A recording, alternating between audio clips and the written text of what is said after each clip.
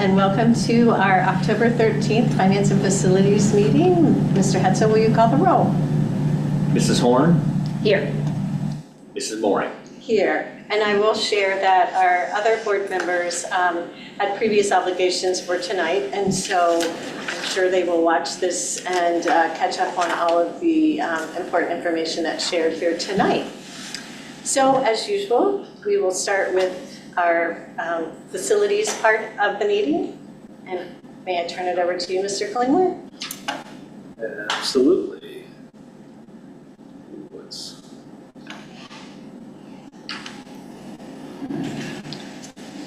Look at that new cover page.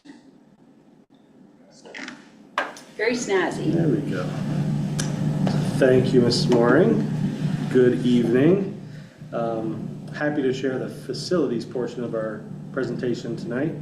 You'll see some great pictures of the new high school, see how it's really coming along. Recently, we've been sharing pictures of the inside mainly, but tonight you're going to see some of the outside because we're starting to lay down some topsoil and sidewalks and things like that. It's really coming together, so get into it. First picture here, you'll see facing east at the academic area. You can see the topsoil is down, and this is the first picture that we've shown of the sidewalks being complete in that area.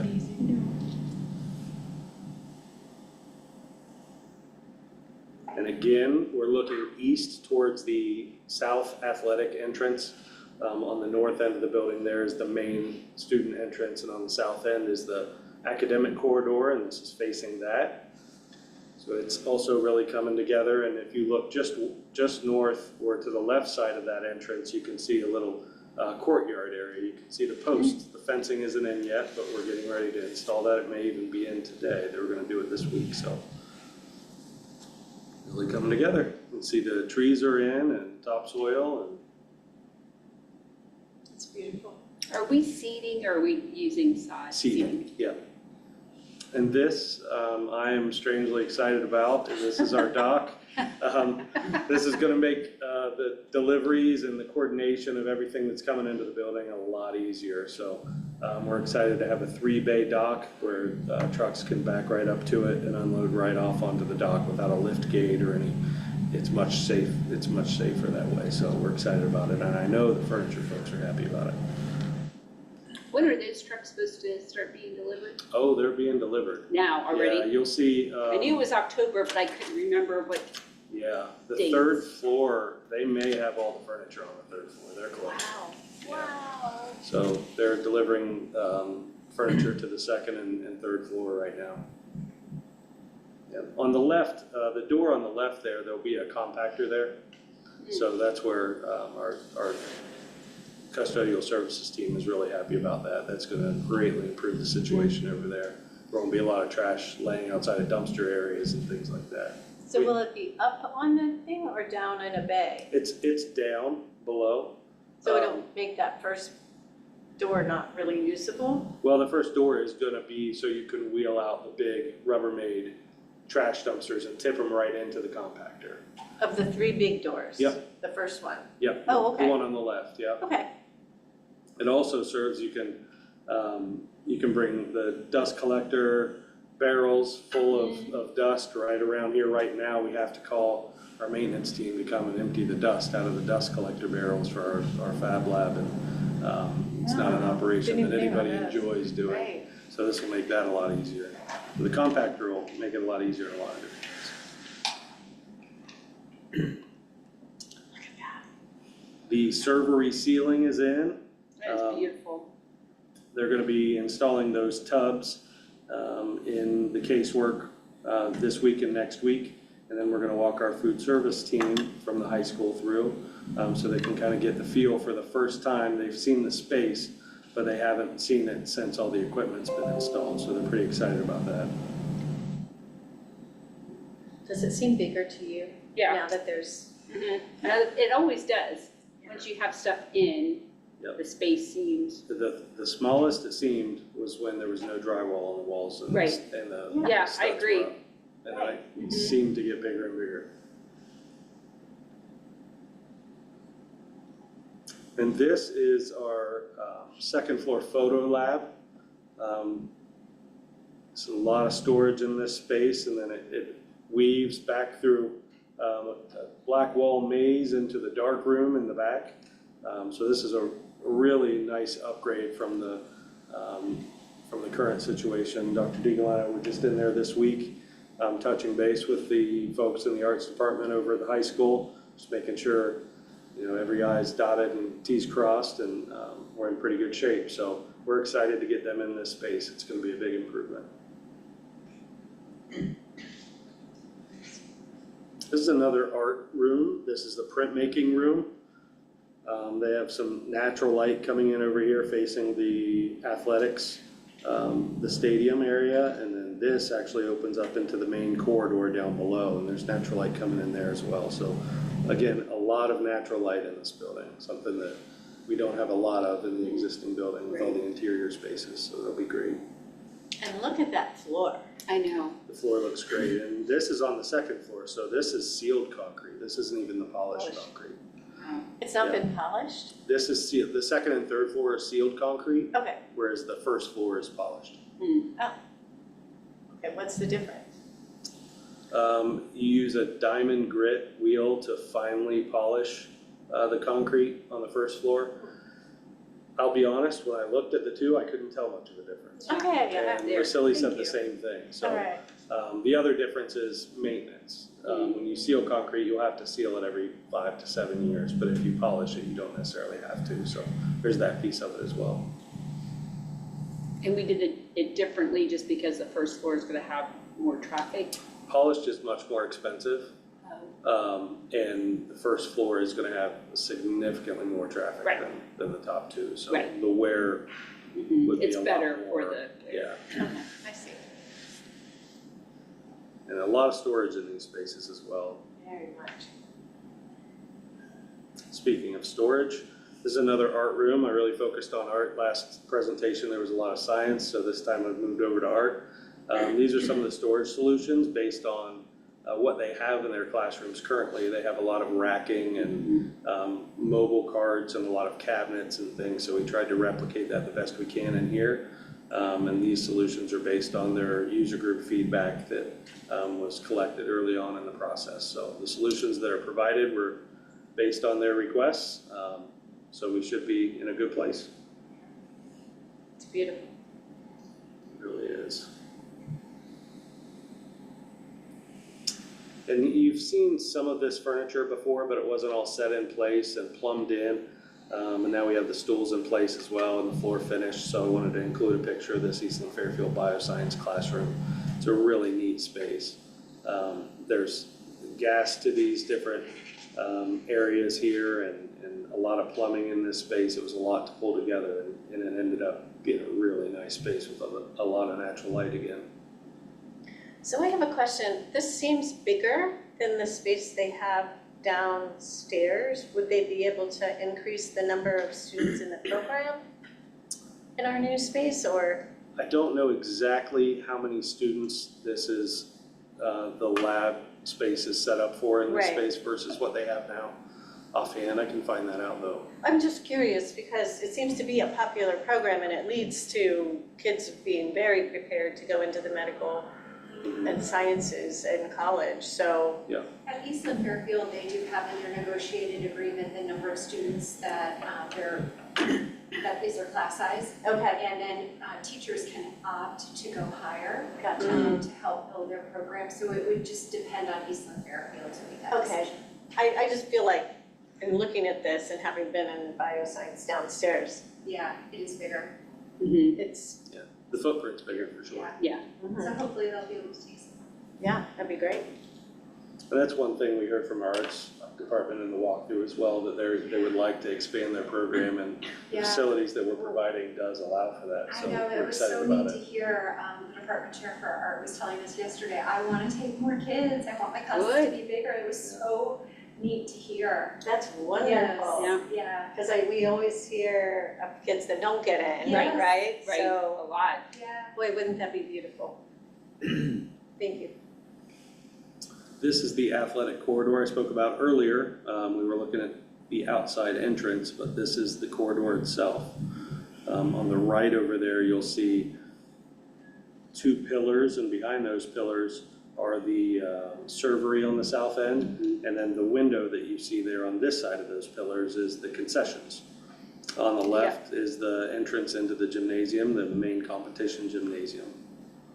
The floors are in and they really look great. They look beautiful. Got this They look picture right beautiful. before they put down flooring protection, so those are covered all over the place now with Yeah. flooring protection, so, which is a good thing. And the red things on the left side as the, That's a treated wood. That's gonna get covered with more decorative wood. It's trophy case. so that would be Before you move on, Eric and I showed this to our superintendent student advisory, our high school students today, and their faces were funny. They were just like, they were so quiet because a couple of them were just like I know. shaking their head like, really, this is where we're going? They were just in such awe. I think that's gonna be the general reaction. Yeah. I mean, I think it's gonna be, people are just gonna be blown away Yes. with the space, right? Because it is so open and Yeah. it's so light. I mean, it's gonna have such a different feel, such a different feel. Yeah, it was really fun to see their faces. Yeah. They didn't know what to say. Yeah. It's gonna come with a lot of pride and ownership Yes. too, when they move in and live in this space. It's gonna change the tone and really bring it up a notch, I think. well, just not having to bump shoulders I know, to get from one right? class to another would be a benefit in and of itself, right? Yeah. And all the natural lighting, it's just a different feel. And I tell people as I'm out going door to door, I will be so thrilled when we have 2 main entrances and exits that the students use, right? Because that Versus the 40 right Yeah. yeah, 40? Well.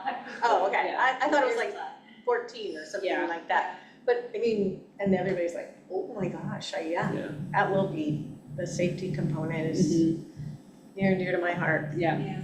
Very much looking forward to that. And now into the finances of the project. We're still at 2.2%. Change orders by volume. That's incredibly good, especially for a project this size when there's a lot of unforeseen conditions and site conditions. You don't really know what you're getting into when you stick a shovel in the ground. So most projects, I would be happy at 5%. I'd be thrilled at 5%. I'd be fairly happy at 7%. You know, you go up to 10% on these projects. 5 to 7 is where you try to be. So to be at 2.2%, we're really proud of that. On the right there, you can see the breakdown of where those change orders fall. 75% of them have been due to design development. 7% are owner requested, 3% are based on code revisions, and 15% are conditions. What's a typical number for conditions, or does that kind of just vary a lot? It depends Most on the work probably. that you're doing. Yeah. It really does. On a build like this, when you're putting a building on what was dirt, it can be up there. 15 is not out of the ordinary, I don't think. Plus just the area that Yeah. the building covered, right? Cover straight up. Yeah, there were a lot of unforeseen conditions here on this site, but again, when it's new construction, and there hasn't been something built there before, you run into that often. So the total number of change orders was in the negative this month, negative 71,000 total. So that's a great thing. Owner requested changes, we did have 14,000 this month. So we've been tracking really good for quite a few months now, really well. So pretty proud of where we are here. Terrific. Yeah, awesome. I'm gonna move right into a few of the other exciting projects we have going on right now. This is our Middle School West addition and renovation. And in the middle there, you can see the floor plan, and I'll start by saying this is draft because we're still in design development right now, so it is subject to change. But being in design development, as I spoke about a few weeks ago, we're really reining it in now to where there's not really any more owner requested changes. So this is the floor plan that we've landed on after a lot of collaboration with all the stakeholders involved. And we feel really good about it, so any changes that happen now will be from code requirements or budget restraints, things like that. So we will start to get our estimates soon, our SD estimates from Ursulia in the next few weeks, and that's when we'll really start to crunch the numbers and see where we're at. We feel pretty good about it right now, but those numbers will tell us the story where we are. On the left there, you'll see an office renovation. This is a great improvement for the building right now. All the visitors come in through the main office or through the front entrance, and they have to cross a hallway to get to the main office. So this gives us the same solution that we've provided at most of our other schools. Our elementary schools are very happy with the solution that we've provided, and this mirrors that solution. It also provides an office for the principal right here at the main entrance, and a small conference for him to touch base with parents as needed and without having to bring people into the building if it's not necessary. So it's a great solution. It does shrink the what is an existing football locker room down a little bit, but as you can see on the drawing on the right, on the top right hand corner of that, there is a football locker room attached to the top right hand corner, the new addition. So there's the main competition gym. Just above and to the right of that are the two locker rooms for phys ed and basketball, and above that is the locker room for football. The existing football locker room will then turn into storage for the building and for athletics, which is Does desperately wrestling needed as have- well. Wrestling would use the common locker rooms? Wrestling, the original gym stays put, so Okay. those locker rooms stay there. Oh, Yeah, right, yeah, Oh, so that's wrestling, nice. yeah, everything will stay there. okay. The restrooms you can see are based off of the design that was designed for the high school building. It's kind of going to be our district specification moving forward with visibility into the restrooms, and then we also have a single occupancy restroom as well. There's a storage room and a training room off of the gym. So those are typical to have right off of your gym. That'll give us a place for our AED, ice if necessary, a cot for a trainer to lay someone down if needed. Any questions on Middle School West? Like it looks good. It does look good. I love the office improvement. Mhm. Yeah. I have to say, sometimes when you're coming to there, you're taking your life in your hands right across. Oh, yeah, you Because are. I'm smaller Yeah. than most of the middle school kids these days. You're like, duck One- it through. Another good thing about this project that you can't see from the interior floor plans here is that we're going to improve the lighting on the north side of the building. So Oh, thank It's you. pretty dark up there right now. We're going to have camera coverage and additional lighting. Just off the this north side, or are you gonna do it in the parking lot in between West and Chapel Field too?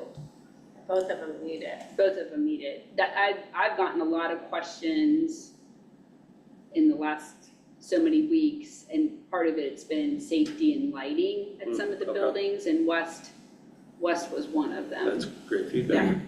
Yeah, Certainly consider that. because you'll have the new addition coming out where the tennis courts are, so Yeah. that if you could have some of that flooding the parking lot too would be nice. Right. So all of the tennis courts will be gone, correct? So the way it bumps out right now, there will still be about 1 3/4 or 2 tennis courts width remaining. But that's dependent upon a requirement for a fire access road going around that. If you remember, they did mandate that the Yes. last time we were looking Yeah. at this building. Right. The difference is the square footage hasn't increased as much as that original floor plan, so there's a chance they won't require it. Gotcha. If a tennis court remains, it'll be pretty battered by the time the construction is done, right? It would be, So we yeah. shouldn't count on it. Yeah, it would be a project to bring it back To bring up it to. Either that or Playable turn it into condition. something different, Yes. right? Just to have Yes, the for the space, students. right? Correct. Could be pickleball. Moving on to Middle School South. On the left here, you'll see the 6 classroom addition in the corridor. And with any sizable addition, you'll have an electrical and mechanical space. And the additional square footage did necessitate 2 single occupancy restrooms up here on the top right-hand corner of the floor plan on the left. There's a larger storage area there, and just below the storage area is a corridor or a courtyard, and we're going to have a hose bib and some power into that courtyard in case they want to have raised beds or something like that for science to operate out of there. And we're looking at the different ways to fence that in as well and still provide egress outside of the courtyard so they can have a nice secure area during school. On the right, you'll see the floor plan for the Commons expansion. And what this does is just push the wall back between the Commons and the Media Center into the Media Center. I believe it's 12 feet. And that adds a significant amount of seating to the common area while not giving us any blind corners and allows for good supervision. At the bottom of that picture of the Commons, you can see an additional doorway, a double doorway going into the Commons. This was a request from the building that can easily be accommodated. Right now, the doorway on the left, the double doors on the left there, that's the only pathway through there, and it creates a traffic jam Sure daily. does. Oh, sure. So that would be a great improvement to the building as well. That was smart. It was a good suggestion. Yeah. That's why we have all the Yeah. meetings with the building staff and People all that live it, stakeholders involved, right. yeah. Mhm. And lastly here is the preschool floor plan. We've been through this a little bit. The changes are very minor since the last time we've talked about it, but the main entrance, there's a new area there for mailroom. The principal will be just inside the main entrance. There are very few changes on the left side of this floor plan. Most of the changes are on the right side, but if you look towards the bottom of the left side of the floor plan, you'll see just above the hallway that runs horizontal, you'll see 3 new rooms. Right now, there are desks down there where staff kind of sits in the hallway. And we'd really like to get them out of the hallway into a space where they can work. And what we've landed on is providing one larger space on what is now the Eastland Fairfield side for staff. And we've added a sensory room where those desks currently are, and a therapy room where those desks currently are downstairs. We've expanded a storage room where those desks currently are, so we're really utilizing that space. It was kind of square footage that just had stuff sitting there, and the folks that were sitting there didn't necessarily like sitting there, so it was something we really wanted to troubleshoot and come up with a good solution. And this came from lots of meetings with the preschool staff and administration, so we landed on a pretty good solution here. We do still need to provide egress through the gray area of the building running north to south there.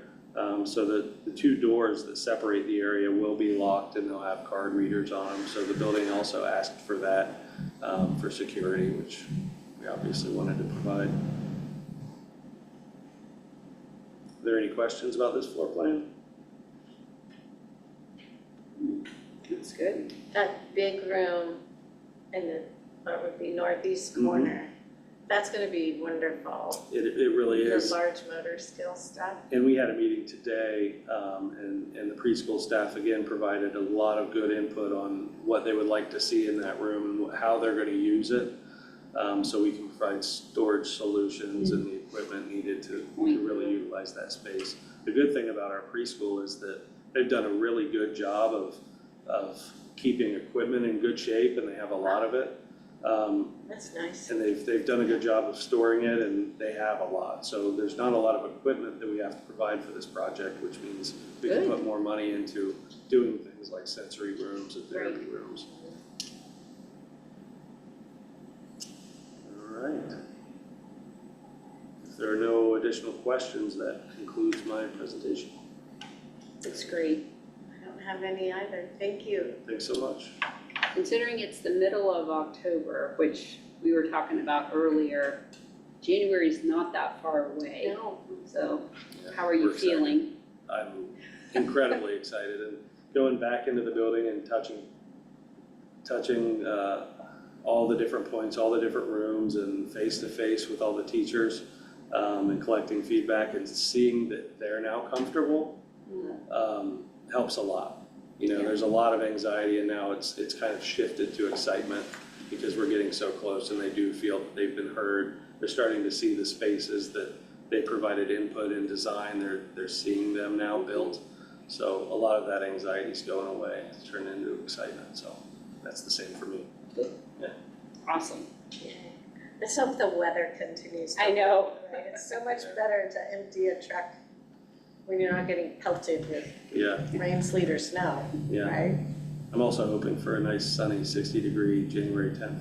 You are? Yeah, Yeah, nice and clean floors. Yeah, right, I know. Okay, Very true. we'll work on that. Yeah. Order that up. Thank you for that, and then we'll shift to you, Mr. Hetzel, for the financial part of the facilities, and then do you want to move right into the financial stuff? Sure. Okay. Thank you, Mrs. Mooring. So it is our monthly financial report and our construction update. We have a variety of topics to walk through, and we continue to modify and update our communications so that we can do a better job of trying to explain things to everybody and they can follow along with us. So tonight, an update in concert with Kevin's presentation. On the far right side is the month of September reporting. It was a light month for us, only 3.7 million spent. We've been trending in the $6 and $7 million there for a while. And as Mr. Klingler had mentioned, a negative on the change orders because of some adjustments and really value engineering opportunities when they present themselves. I did want to add that we've been talking about change order rates. And I know that Mr. Hilton from Turner has said 5 to 7. I've looked on the RS Means sites. We've looked at these industry resources, and it can be as high as 8 to 10%. But I saw it categorized in the Turner manual as sensitive business information. So they don't really like to produce because there's so much variation. Right. But when you do read online, it can range from 5 to 10 commonly. So again, reinforcing, good job there. So pretty routine work this month. If you look up there on the screen, our overall budget for the high school is presented and updated there. We're 79% spent on the project as we're nearing substantial completion. And we have an unpaid balance is what we're expecting to pay of a little over 44 million. And we have a cash balance in that account of over 56 million. So right now we're sitting at an excess of 11.9. Again, feeling very good about our position there, feeling like not only will we close the high school project, but we will be prepared to open up the work on middle school, west and south, along with the preschool work. So very exciting. And then highlighting, obviously, the projects that have been completed at around 51 million, and they're listed there at the bottom. From an operating perspective, as we do our general fund report on a monthly basis following our bond update, for the month of September, we're tracking very well with our estimates.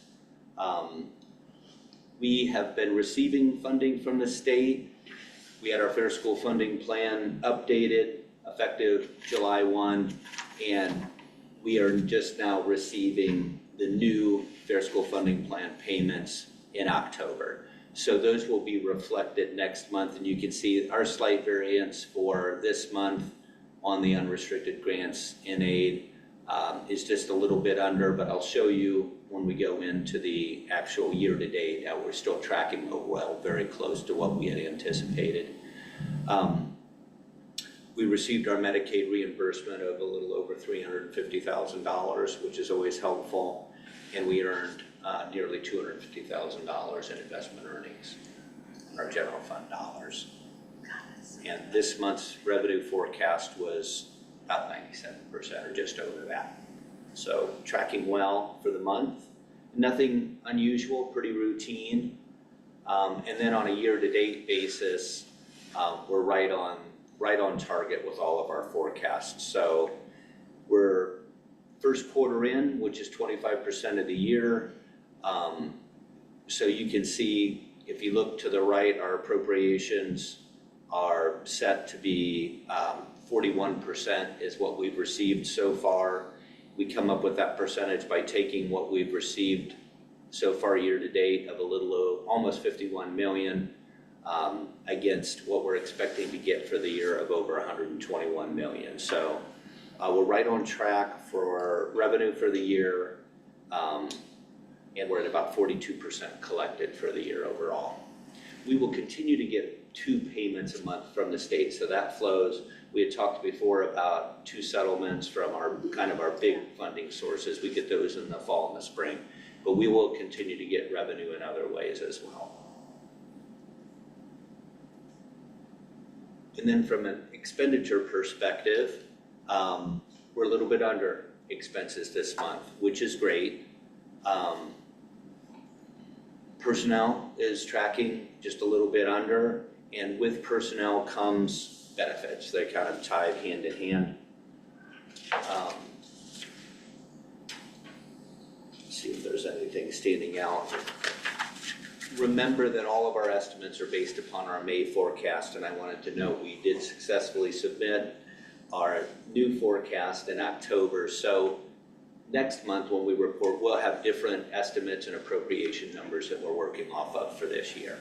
But overall, everything's running very well. And when we talk about our purchase services, supplies and materials, capital outlay, as much as we want to say we saved money this month, there's a lot of timing that goes into this process. So overall, making sure that our budgets are in line, and we're tracking that way right now. And then from a year-to-date perspective, we have spent just under 25%. And of course, it's third of the month, so that would seem to track where we want to be from a spending plan perspective. Again, no real surprises this month. We'll see how everything looks next month. In summary, on an annual basis, we've got our revenue that we receive. If you look at our estimate versus our actual, so very, very close. Then we have our expenditures. When you take that difference, that creates an excess of revenue of over 19 million. We apply that to the fiscal year and ending balance, and right now we're sitting at over 56 million as a cash balance in our general fund. We also reserved about 15 million into a capital projects fund that we've identified there. So overall total cash on hand of a little over 71 million right now. And as we said before, we won't be receiving big revenue for a while, probably March, and then those expenses will come in and that'll start to draw down. So overall, our true days cash, which is the number of days we can operate on our cash balance alone, is sitting at 159 in our general fund cash balance, and our cash balance as a percent of our expenditures is at 44%. That's great. Good. It's interesting because we're so on target, 99% forecast accuracy. So it doesn't make like a lot of stories to tell, right? Right. And I think that is a testament to how much you understand the numbers in the district and the operations and working with Dr. Deagle to manage it. And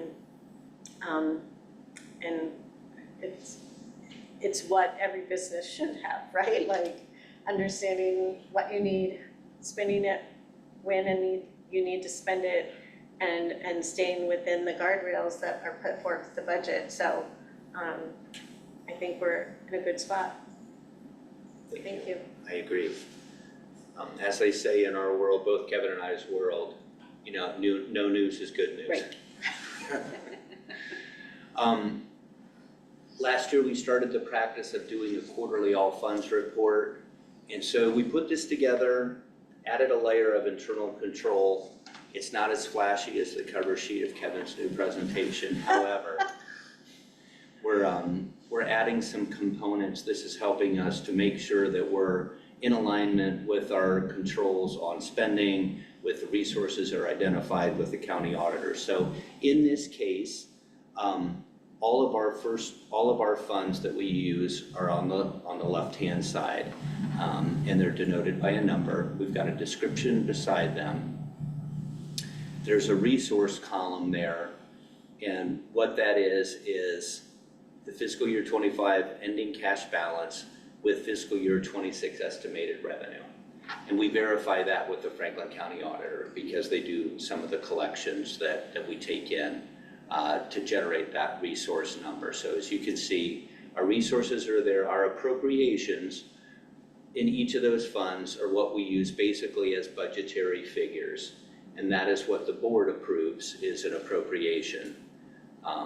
So you can see that right now our appropriations are less than our resources. So that's a compliance check. We always want to make sure yes or no, and we identify what's available on that far column in that section of appropriations with resources. So that has to be positive. We're sitting positively right now.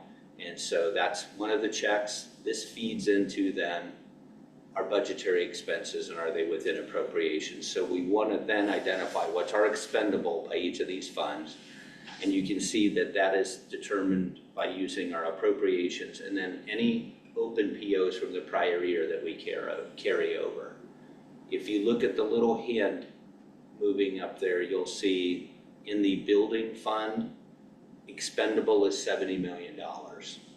If you look up on the first line, it's $130 million for general fund. So what that is, we've appropriated dollars to take care of all the construction for this fiscal year, and we had POs that were open to cover our guaranteed maximum price contract with Russilli. So that together is a big number that allows us to make sure that we can get the job done. The next column is expend and POs, which means how much have we spent this year, and then what are our open POs? And we want to make sure that that difference is also not over 100%, or we shouldn't expend more and have more encumbered than what we have the ability to expend. And in this case, I wanted to use it as an example. We're compliant in all these categories. We identified one. This is an example on 024. We don't have an issue here. This is an example of if we open up a year-long purchase order, and it covers all the expenses for the year. And part of how we pay for that is through collections because it's a joint effort with our employees. What we would want to do is we'll step back off of that, we'll pull that PO back to where it needs to be, and then we'll reset it as we collect revenue. So I just thought I would use that as an example of how these things can happen. And we've been talking about, negative lines, even though we know things are coming in from grants, things like that. So this is something that's giving visibility with my staff for them to follow it, to say, hey, we'll make sure that we're not over that in the future. Beautiful. Other than that, we don't really have, again, anything too unexpected with all this activity. We ended up getting the grant funding that we had anticipated, even though it was in question at the beginning of the year. So I think we're on good footing for what we had intended to do for the year. However, it might come back to being a question, right? Right, that's what I was just gonna ask. Yeah. With what's happened with like the Yeah. federal funds, is that back on the table again? Yeah, because it sounds as if what's being reported is most of the individuals who have now been fired are the ones that administer Title I. Right. That it's the post-secondary, Yeah. loan section that's remaining. But the secondary programs, the PK-12 programs are the employees that have been released. So we'll have to keep an eye on that to see if our disbursements come. They did have a Even with the representative from, government shutdown too, Right. right? Like, you may have to revise your when you expect things to be received. well, recently we had a conversation with a representative from the state who said that we should be in good standing as far as receiving them, but that could be subject to change. Was For that the before the state. shutdown? Probably last week, but Okay. probably not today, Yeah. you know, Yeah. so. I think Everything that's fair to changes, say. right? You're right. Yeah, it sounds like anyone administering Title I is gone now. Yes, But that's so what's I being think that reported. that's, It's that's hard what to we'll know for reveal. sure. Yeah, and I think what's really interesting, it's kind of like with the 5-year forecast, it's with these grant funds, all this legislation that continues to get recycled. It's almost like this is an active plan. We're not setting it in and moving forward with an established funding model. We don't know what it's gonna be, and it seems to be ever changing right now. Which is even So more important to have cash on hand. Right, That's right. It is absolutely. to cover that, yeah, that's the irony behind it all. Right, it is. So next month, we'll probably have much better information on that. We'll be receiving our first state payments, and then we'll probably see what comes in from our title funding and any communications from IDEA and ODU to And did the determine where we state- stand. Your state contact doesn't have any new news about how they're working with the federal piece, like, I mean, as far as communication on with I all don't of know those how people much, being let sometimes they go? collect, they have a Yeah. role in the process. Right, I don't that's know what I if was they've- thinking. Leaks through. No right? Yeah. communication has been given to us since the firings Okay. in DC. Yeah, there's no formal communication from ODU, which if we were gonna report it, we would want it to, I Yeah. think, be validated through some Yeah. kind of a document. But I think that's fair what Dr. Deagle's bringing up, and I think Mr. Clipmore had seen some things on that as well. So we'll just keep watching, but right now, today. We're staying the course. We're staying the Right, we're course. staying the course. And And then just other work outside of the bond project work for the high school. Again, the reporting on our permanent improvement funds. The 003 with the 4 zeros is our traditional permanent improvement fund. And right now with a balance of a little over 2 million and spending a little over 83,000, and these are spent on, district activities. And then our phase 2 work has been budgeted for and set aside at roughly $15 million for middle school west and south. So overall, the balance is sitting at around $17 million, with much of our work right now in services and site work, which Kevin would speak to that's this time of year. He's doing all of the planning, and we're tweaking things on site, but not really doing big construction work right now. That'll be coming into the spring and summer. From a board update perspective, we'll have a little bit of information on Thursday for you to review that includes some donations in support of the DC trip and athletics. I have to once again reinforce that the forecast has been approved and submitted. I went online today and read over it, and it's all there. We also will be presenting our medical insurance premiums and contribution levels for January 2026, the renewal. And that'll be That was ratified Sunday. Yeah. Yes, it was. Great, thank you. is that it? That is all. All right, what a great report. Sue, any questions? Ed, any questions? Okay. Well, I believe that ends our meeting. Do we have a motion to adjourn? So moved. I'll second. The roll. Mrs. Horn, Yes. Mrs. Moran, Yes. Motion passes.